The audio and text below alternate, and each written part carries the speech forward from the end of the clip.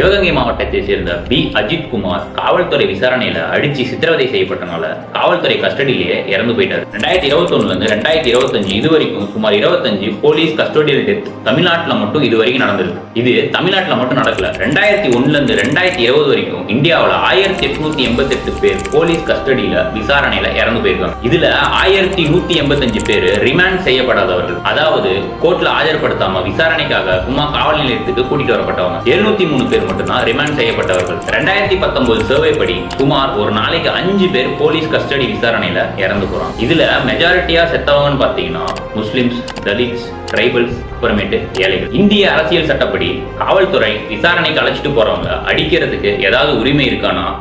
இல்ல. ஆனா நீங்க தப்பு செய்யாத பட்சத்தில் போலீஸ் உங்களை அடிச்சாங்களோ துன்புறுத்தினாலோ நீங்க அவங்க மேல கேஸ் போடுறதுக்கு சட்டத்துல இடம் இருக்கு. சமூகத்தில் நடக்கிற கொலை குற்றங்களை தடுக்கிறதுக்கு தான் காவல்துறையினே ஒண்ணு இருக்கு.